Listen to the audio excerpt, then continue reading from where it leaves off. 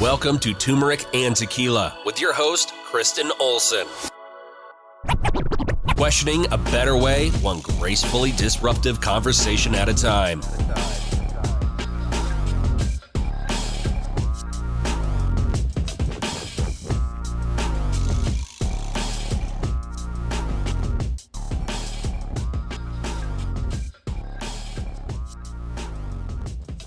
Welcome to Turmeric and Tequila. I'm so excited to be here with you today. We have an exciting conversation because we are in Denver with Denver humans. We have Anthony Elio. Did I say it correctly? Yes, you did. Yes. Okay.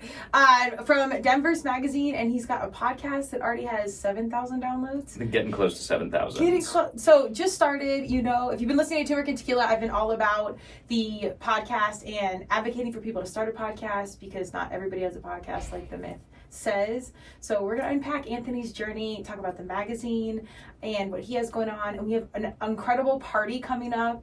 My annual October birthday with my best friend, the 18th at the Broderick. It's with Tim Faulkner, the founder and owner of Uncle Tim's Cocktails. He just opened up his space, so we're excited to support him. Red Rocks Vodka, Fuck Yes Tequila, Anthony in Denverse, and a bunch of other locals that I think are going to be really fun. So if you're hearing this in time, we'll put this out there. Come through. There's no cover. There's no nothing. Just show up. And Tim is giving us $3 off every single drink. So, or off your first drink, I'm sorry, when you come in. So come say you know us and come say hello. But Anthony, this one's for you. Welcome to Turmeric and Tequila. I'm so excited to be on. I'm so excited to be actually interviewed. Yes. For once. I've been interviewing people for so long now. It's real. I finally get to talk about myself more. Let's go. I'm excited to hear about the journey. So you listen to Turmeric and Tequila a little bit. You know we're going to talk about the mission, but I always want to talk about the human behind the mission first. Tell us like about young Anthony. Like how were you as a kid? I was a wacky kid. Okay. I used to really want a tail. So I would always have a belt in the back of my pants. Okay. And I would walk around like that. And I had the most supportive parents ever. So my mom sewed like a tail into the back of one of my pairs of pants. I was 27 at the time. No, I was probably like 6. And yeah, just they were very like let your freak flag fly kind of parents kind of thing. And yeah, kind of. I was a wacky little kid for sure. And growing up, you know, I started really loving talk radio. Interesting. Interestingly enough. Okay. I was probably the only 8th grader at Nativity of Our Lord Catholic School in Broomfield that would fall asleep to 7:60 a.m. progressive talk every night. Yes. Don't think that was the most popular thing with 13-year-olds in like 2004. Totally. You know, got really into that, which like eventually led to my love of podcasting, my love of, you know, just interviewing people and whatnot. But yeah, that wasn't a great biography. That was two things from my life. That was perfect. Well, I like the things that, it's funny when I ask this and people say certain things that stand out for them as young people. But having a tail, I mean, I see adults with that to this day. I feel like, I don't know if Claire's is still around. I think they just went out of business. But you could buy those things for real as 27-year-olds. So you're actually ahead of the game. You might have been a trend starter on that. But I think the little idiosyncrasies of how we are as kids and like the weird stuff that we do are very indicative of the future. And the AM radio, that's wild. How did you even like come across that as a kid? It was when I was driving to Taekwondo as a kid. I was really into Taekwondo for a year. And every time I would go, my parents would listen to, there was this great talk radio host named Phil Hendry who would basically interview himself. He would call in as a character with a controversial point of view, and then callers would hear the point of view and then call in and argue with this fake voice. And then he was like the puppet master, and it was the funniest show ever. And I mean, so much of it went over my head when I was in 7th, 8th grade, but I would listen to it all the time. He's definitely not like a mainstream name, but he's done voices for like King of the Hill and Futurama and whatnot, and super talented dude. But yeah, I remember just getting so into that at that age. That's like a genius. I feel like you could do that. I don't even know you well, and I feel like you could pull that off. It's tough nowadays with podcasting though. Nobody calls into, you know. I've wanted to, there's got to be a way though where we can figure that out, because I've always wanted to do that. My goal starting out was to be like a female Howard Stern, where you can be live but it's still essentially a podcast and make that work. People are also wild out there. I'm a little bit nervous, maybe scream slightly. If you were like the opposing character kind of just stirring the pot, that's kind of a cool idea. It makes it fun because you can just do whatever you want. Yeah. Well, you're kind of, puppet mastering. Yeah, absolutely. Yeah. Totally. Yeah. Well, so did that stay within like your journey until you became a podcast, or did podcasting kind of pop up into the mix and like that brought that back? That was, it was always kind of in the back of my head. But for some reason I was always like, no, I can't do that. Yeah. I don't know why. But, I would just I would listen to shows just religiously throughout the years and get so into them, like actual radio shows. And then once podcasting really blew up, I would find a podcast that I really enjoyed and just dive deep into it. Like nowadays, like I love, Conan's podcast is one of my favorites. Okay. There's a sports betting podcast that I just like adore. There's a mental health one called Therapy in a Nutshell. Oh, I've heard of that one. You heard that? It's really, really good. Yes. I love that. But what I love about it too is you can look up any topic you want, and there's going to be 30 podcasts about it. Mm-hmm. Like I just wanted to hear a podcast on pirates not too long ago. Okay. So many podcasts on pirates. Yeah. It was surprisingly dry though. I was expecting a little bit more flair. The one I was listening to was a little too. It was a little dry for my liking. Okay. The beautiful thing about podcasting, it like niches out, like so nichey. It could be like a pirate episode on pirates that wear red and sailed this part of the sea of whatever time frame. Like it's crazy how specific it can get. But on the flip side, I think it really unites people, like where you otherwise wouldn't cross paths. I mean, have you felt that with your own podcast, where like you probably would have crossed paths with this person, but then you can have a conversation and you have common ground? 100%, because I feel like so many of the guests that I've had on, like I had a psychic medium was one of my very first guests. Okay. And I thought like, well, it's probably not somebody I would have like gone to without the podcast originally. But after talking to her and like, it was like so fascinating to hear her story. Her point of view was great too. Her name's the Hood Medium. Okay. Out here in Denver. And she had this great point of view of, hey, like, I don't care if you think that I'm for real or not. Not me particularly. I wasn't like trying to gotcha or anything. Just people in general. She had this great attitude of, you know what, I believe it and I feel this and I feel this spiritual energy. So that's just what I'm all about. And you can believe me or not. Another one was there's this UFC fighter named Brandon Roybal, who he's amazing. He was one of our very first guests too. I never would have probably gotten a chance to speak with him if it wasn't for that. And he was the nicest dude ever. Okay. He was so nice, which was such a juxtaposition from when I was researching him and watching him bash people's skulls in with his kneecap, Totally. So tons of people I've gotten to talk to that, and it really makes you open up your mind quite a bit. Yeah. I don't know if you're like spiritual or religious or whatnot. I talk about this a lot on TNT because we didn't grow up religious like my family, but I've always felt like led, spiritually inclined, maybe it's ancestors, like protected, like just like a weird kind of sense of direction and pull. And I think that kind of led me to podcasting. But did you have any experience of that in your own life, religious spirit, or even with the medium, where she kind of provided some intel that made things make sense? Yeah, I was raised Catholic. That's why I'm going to feel guilty about everything I say on this episode for weeks after. Okay. We have spirits protecting you otherwise. Yeah. Okay. Yes. We got you now. Yeah. Okay. Good. I would say that I've always had like a slightly spiritual side that way, but I don't know. That's a tough question overall. Yeah. Because I need to get a spiritual awakening at some point. Did you have the medium read you at all, or get like? We did a little bit of reading. Okay. She actually read that something recently had happened with my grandma. We just had like a 90th birthday for her. Okay. She was like, there's been some change with your grandmother on your mother's side, something like that. But it was a very brief, we didn't really get a chance to talk about that, unfortunately. I wanted to do a full, and we should have her back on. Yeah. Because I want to do a full-on reading. I think you totally should. Oh, yeah, I want to know, when I was in a past life. I want to know all of it. Well, and if you don't believe, it's funny you said this or brought it up because it's been coming up in my world. I've always been inclined with like tarot cards and all this, and whether you believe or not, it's weird how some stuff just makes sense, or that they would know certain things that they know. I just had a call with a medium like 2 weeks ago, and she like nailed stuff. And so I think when you believe or not, stuff sometimes just shows up and like it just happens right on time, and it's a good time in your life. Do you feel like podcasting was kind of like that for you? Like, I don't know where you were career-wise or whatnot, but it was like a good time to be like, this is with the magazine or it's a new spot. Like, tell me about how that transition happened. It was 100% during a like transitional time in my life, actually, when I really started focusing on it like as a career more. Yeah. Because it was in a year where I had like lost my job.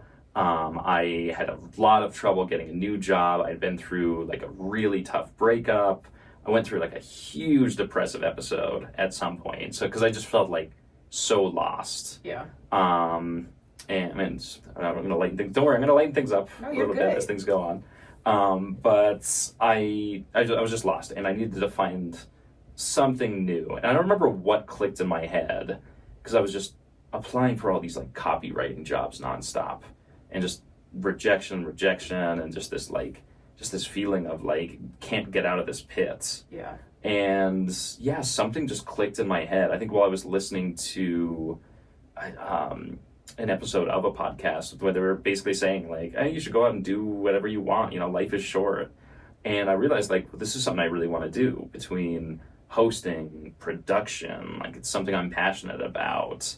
And yeah, it all hit just right then, and I said like, okay, I'm gonna do it. I immediately started looking up, what do I need to learn, what do I need to do, you know, like is it viable to get into podcast production as a living? And yeah, it's been a really cool journey that way. Well, thank you for sharing that, and you save space or permission to like go any which way. And I love when our guests come on and can like lean into like the hard part, because especially right now, like things are hard, and I've certainly had my journey in life, but with the podcast as well, because this is a hard space to be in, and it's an exciting one. And I think all of our trials and tribulations as humans make us better hosts, because it's so important that we can show up and empathize. Even if you don't know somebody well, like you can have a feeling like, oh man, I feel you. Like I hear you, like those days when like everything's off, job, relationship, animal, like everything can just kind of be turning. And I think it's important that we talk about it now, because there's a lot going on between the market and politics and our big companies and, you know, vaccines. I think a lot of people are really lost, and we can appear to have it together because it looks a certain way, but those dark days are always like kind of around the corner, and pulling it out. And that's why I like to highlight that on Tequila, mental health and community. Podcasting brings out that community and even those intentional conversations. Do you feel like it's added to like your mental health in some capacity?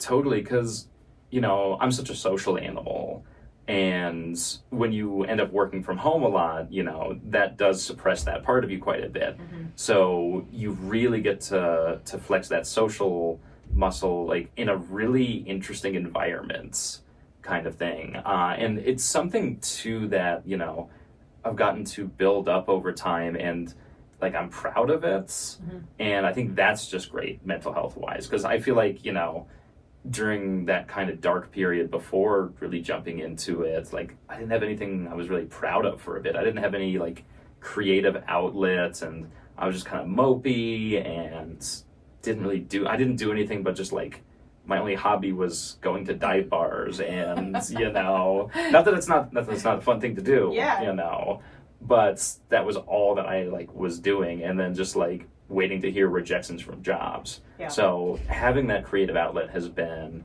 incredible, and because with each episode of the podcast, I always try to experience something that the guest has been doing. So if they're in a band, I really try to go see them play beforehand.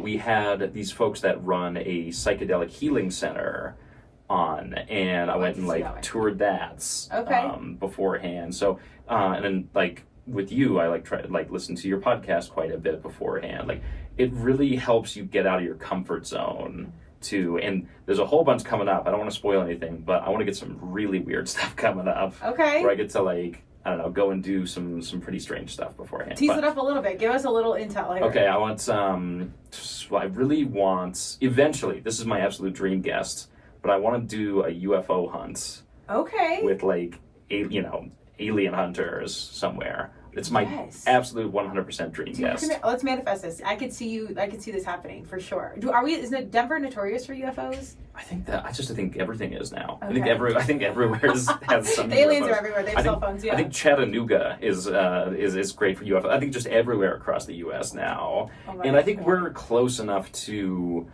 some of the major UFO spots that there's a little bit of spillover. I love this. Okay. But I think that's my dream one. In terms of other ones, like pretty soon I really want to.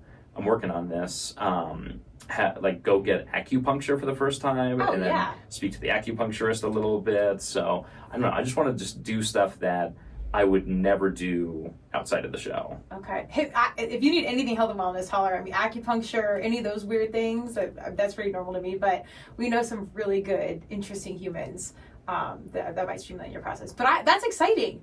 I want to lean in really quick to what you said when you're like job rejection and whatnot. And this is something I've had to learn time and time again. When you're out of alignment with what you're supposed to be doing, and I, like you, I don't know if this resonates, like I didn't really know, like I knew I had these talents and skills, but I wasn't in podcasting yet. I was kind of good at being social and interviewing. I was a good athlete, so I knew people, but like my skills were, like I needed podcasting, I feel like, to flex all the things I was good at, so it wasn't there. So if you're a young person listening, like, I don't know where I fit in or what comes, I think it takes time for us to find, or what you're going to do might not be a thing yet. Does that resonate with you at all? Yeah, because I think, if I understand correctly, like what you mean, like, people expect to find exactly what they love at a very specific age, like, people think that you're supposed to like hit 18 and already have everything planned out, which is a crazy ideal. Like for me, since I'm a guest on a podcast, I can talk about myself more. Let's go. This is great. Give it all to us. I hope this goes for 3 more hours. When I was 18, this is legitimately my way of thinking. I had a creative writing degree I was working on, but I never wrote anything. I legitimately thought if you just graduate with a creative writing degree, they'd give you a book deal and you just coast the rest of your life. That's legitimately what I thought. It's crazy. It's one of those, if I could go back in time, I would try to set myself straight with that of, no, you should probably actually work on your craft a little bit and learn how a comma works or a hyphen. Still don't know how a hyphen works. Well, you got ChatGPT for that now. Yeah, that's true. Yes. Yeah. It's also taken a lot of jobs, though. Also true. It's a double-edged sword that way, I would say. But no, like, it took me till I was 33 when I don't know. I was in my early 30s when, like, I really started re-pivoting my career and done a lot of different pivots since then. I was a musician for a long time.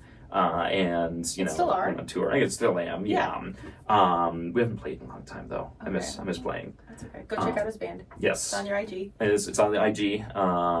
Just do a plug here. No, I'm kidding. You want, follow your heart. It's Television Generation on Spotify. We did go on tour once years and years ago. I remember that was really fun. Tell us about that. That was great. Did you have groupies and stuff? We did not have groupies. Okay. It was because it was me and a couple. Okay. Staying in Motel 8s across. Yes. Oh, the beginning. Not a lot of groupies want to go to the Motel 8s. They don't even have towels there. Oh my god! There's something for everyone. I don't know, man. Like, people are out here. That's true. We did actually during the tour. We stayed on Skid Row. Oh yes. Okay. Which was fascinating. Wow. The people there were actually so nice. It was just like interesting experiences chatting with people around. Like just people like. I remember getting compliments walking around and like going to the liquor store, and this guy has the weirdest monologue after turning to me when I'm at the liquor store. I don't even know. Can I swear on here? Yeah, absolutely. He turns and says, "When you drink that, you're going to be pissing later, and then you're going to be pissing, and it's Sunday, so you're going to be praising the Lord while you're pissing." It was strange conversations that you have. That was a weird side tangent to get on. But no, yes, that's we stayed on Skid Row, okay. In apparently a place that Jim Morrison used to stay at. See, I think that kind of stuff. Well, a gold star for taking the time to actually converse with the humans, because those people have the most fascinating stories and a lot of pain and then triumph and tragedy like within that. And that makes, you obviously are a podcaster for a reason. Like, that makes very serendipitous, like, clear sense. And all those like journey pieces that line up. I did have a medium tell me, or I don't know, it's a psychic, and I do all the spirit things, but she was like, at this point in time, like, trust when like people that you don't know tell you things, or strangers, like there's messages within that. So I never discount like those little in between conversations, and you remember them. Like, how many conversations do you have all day long you don't remember, but you remember this dude talking about liquor and piss? Like, Liquor and piss, yeah. It's kind of like, you just, I don't know, there's meaningful moments within all of it. Yeah, and I'm sure you run into this too, where you want to talk to everybody, especially the people that, and I always feel bad for the people that you can tell nobody talks to. Yeah. A lot of the times when people go up and ask, like, hey, can I have $1 or something, like, they just sometimes want someone to talk. Well, I mean, obviously they want $1. Yeah. But they also want someone to talk to a little bit. And, like, nobody even acknowledges them a lot of the time. And I don't know. I'm a social animal. I end up chatting, like, just wanting to chat with everybody. Yeah. You know? So, yeah, I love that. I love hearing people's stories. It's all, like, life experience stuff, too. Totally. Well, and that's why it takes, 33 years plus to figure out what you're going to do, but also have the platform or the opportunity to come in. Like, sometimes you just have to run the laps, which I'm not a patient person, and I've had to learn this many times, but it's all conspiring in your favor, usually, without a lot of control. So you did the magazine first, right? So the magazine was started, actually, by my friend Paul French. Okay. In summer of 2024. And I wrote a piece for that one, and then a piece for, I think, the winter issue after that. That was the one that kind of focused on mental health, the depressive episode I went through, and kind of, that was like preceded the podcast by a little bit, because that was talking about, like, these ways that I tried to get out of that depressive episode. It was while I was still, like, early in podcast stuff. But I talked about all the stuff I did to get out of my comfort zone, where around there I had done, like, stand-up comedy for the first time in a long time. Okay. I did, what else did I do? I did an improv class for a little bit. I got really into yoga, which I'm super into still. Cool. Just all these things to just shake up my routine a little bit. And yeah, I got to write a few pieces for it, which was great. And then eventually, like, yeah, it was time to start a podcast for the magazine.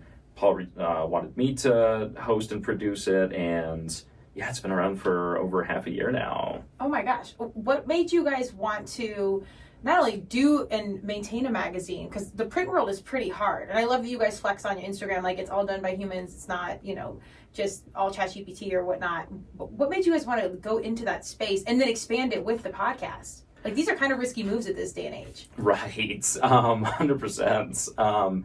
Well, I think it was just that style of independent journalism was really missing. Yeah. And the number one thing was, no promised edits, which is, when, I'm sure you've seen it, where it happens both online and print, where the article seems suspiciously pro-Toyota or something like that. Yes. And then you kind of look and it'll say something like sponsored content, or they have very flowery language for it.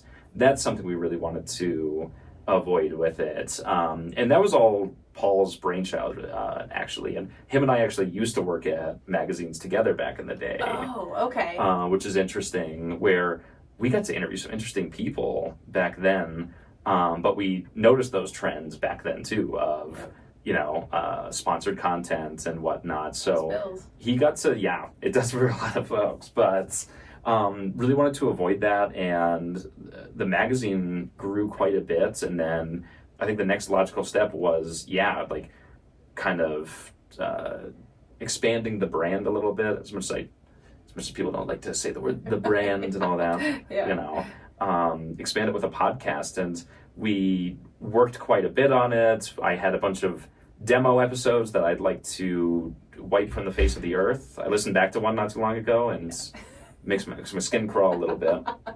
But we just kind of came up with the entire trajectory, which was, there's so many interesting people around the city of Denver.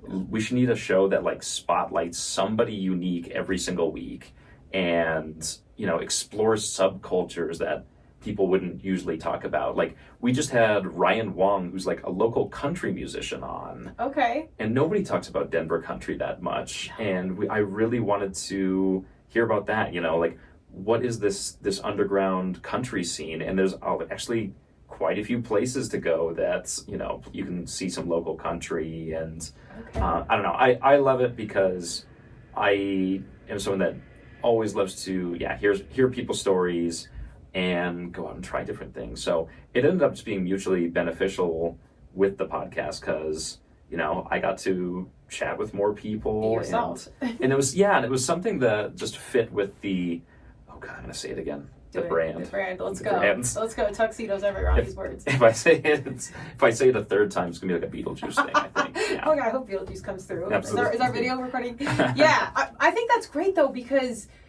Denver, one of our things that does frustrate me is we're so siloed in our communities. Like, fitness is here, and music's here, and fashion's here, and it's hard to get people connected, and everybody, like, I feel like loves each other. There's some walls here and there, but for the most part people want to be connected. So I think you guys are doing such a beautiful thing, being that connective piece and then highlighting like subcultures or niche audiences or specific events, because a lot of people, even as locals, I don't even know where to go to find these things, like Google and stuff, and even then it's hard to tell. Or certain accounts on Instagram, I have my certain friends that are very plugged into like things, so they're like my go-tos, but it's hard to find one spot that's like really digging in and doing the work.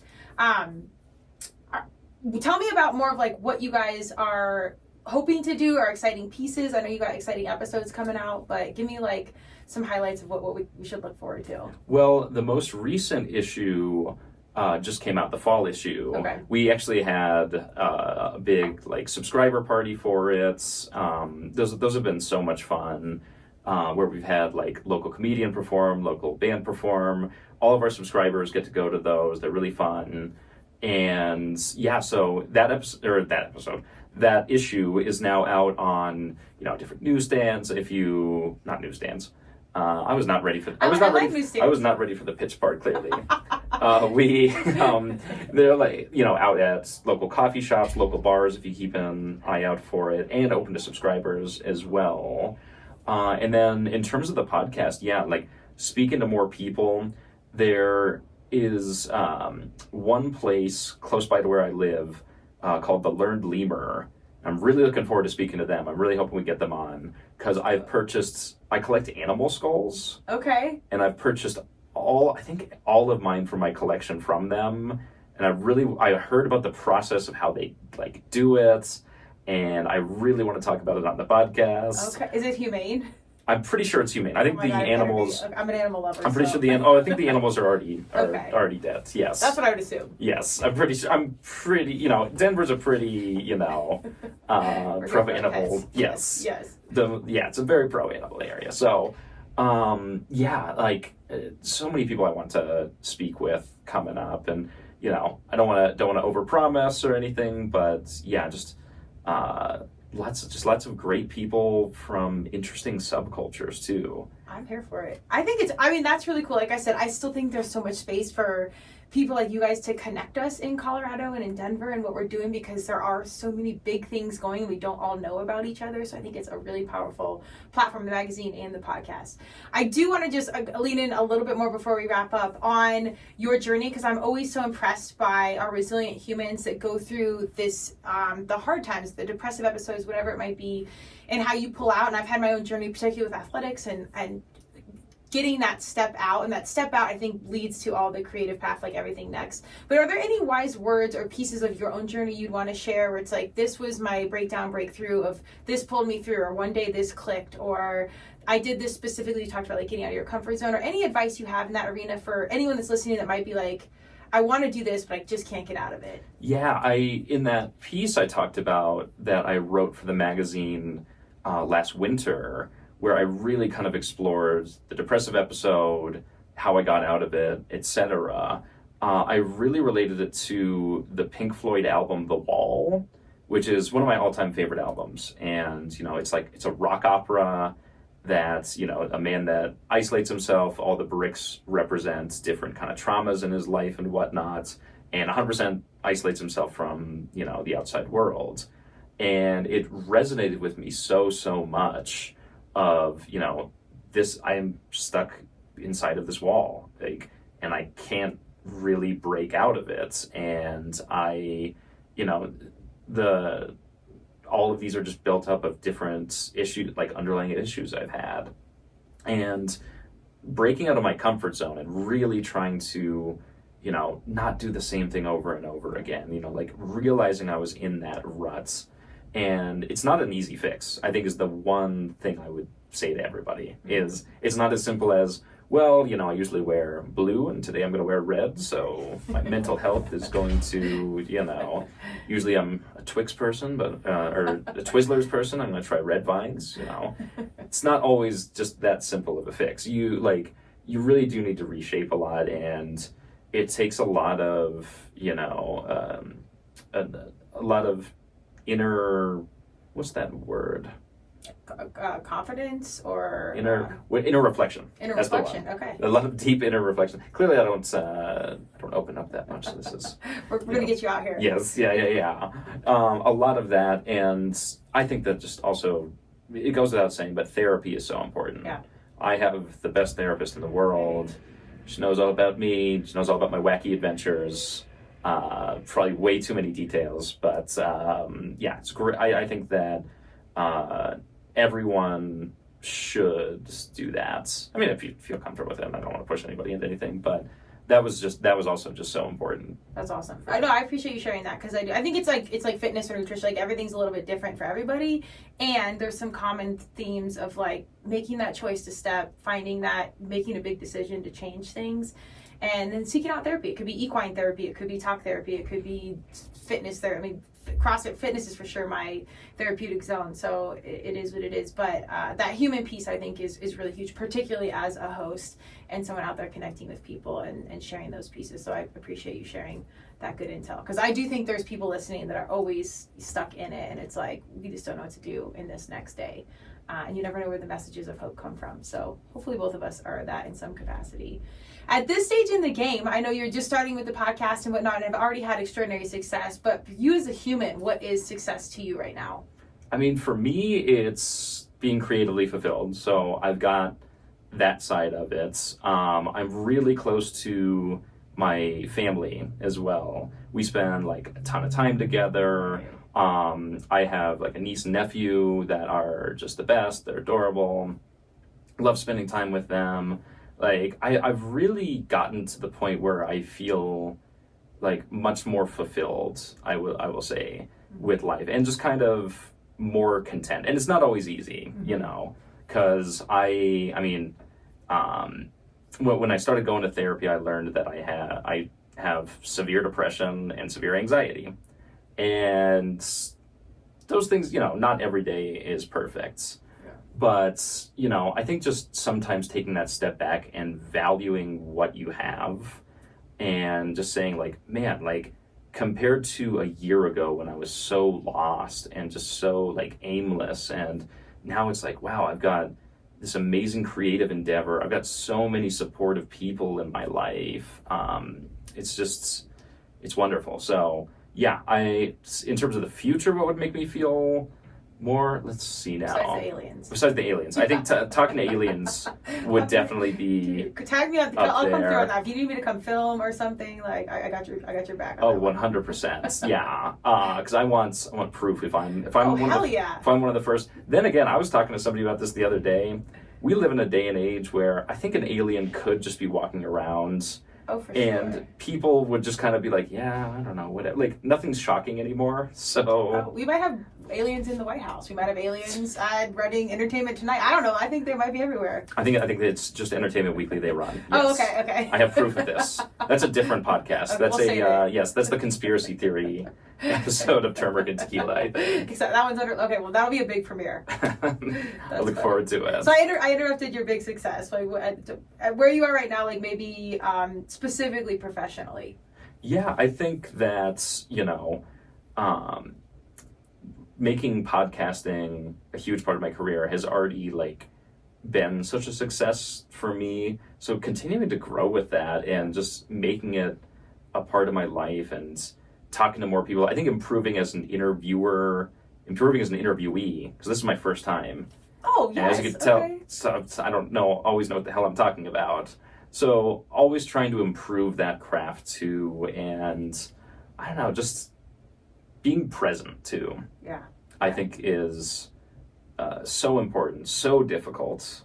Because I don't know if you also have it, but the mind is constantly swirling around with different ideas. Absolutely. And it can be tough. And just being present and just saying, hey, man, I've got all this great stuff right now. I've got a career that I love, family. I've got a 2003 Saturn Ion that runs like a dream. Let's go. It's great.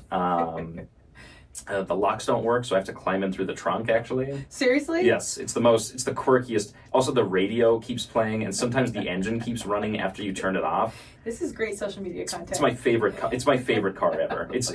I love it. I'm here for it. It's beautiful. So that's all to say, I do feel very content in a lot of ways, though. Yeah, I think you hit on a lot of things I have been working on, will continue to work on, but gratitude, presence, being grounded, not getting wrapped up so far into the next thing, and like, what are we doing? Like, taking a breath and just being with my humans and having intentional convo and just enjoying like shared space and ideas and conversation. It's really huge. You got lots of big things ahead, but where can we find you so we know where we can see you and these aliens? Yes, so it's called Denverse Locals Aloud. It's ALOUD, and it's available on Spotify, Apple Podcasts, and Substack right now. You can also check us out on Instagram. It's at Denverse Podcast.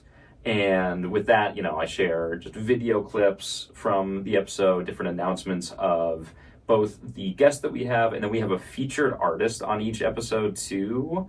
And actually, I don't know, it's going to come out tomorrow, I think. Kristen's going to be on the show. Tomorrow? Yes. Oh, damn. You got that turnaround. I'm literally going to go home and, chug a big thing of espresso and then get editing, I think. Okay. And yeah, so you can listen to us on all of those. And then you can check out Denverse Magazine too. It's at denversemagazine.com.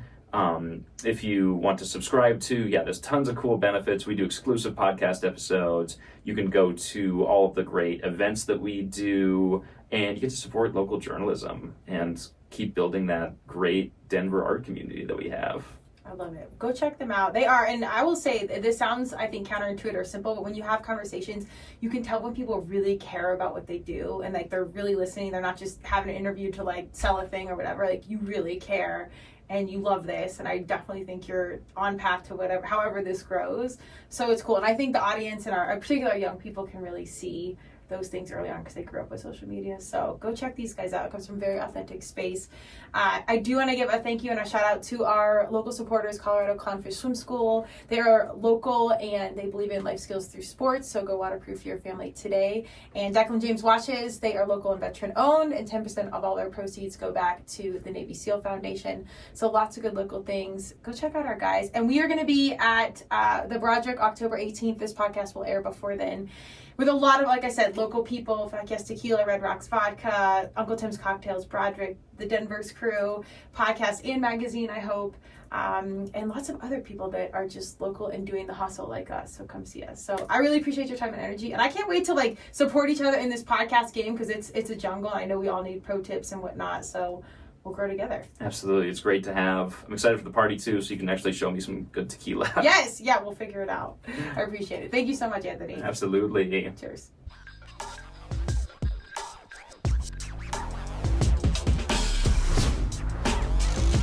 Thank you for joining Turmeric and Tequila with your host, Kristen Olson. Tune in next time, and don't forget to subscribe on Apple, Google Podcasts, Spotify, or wherever you listen.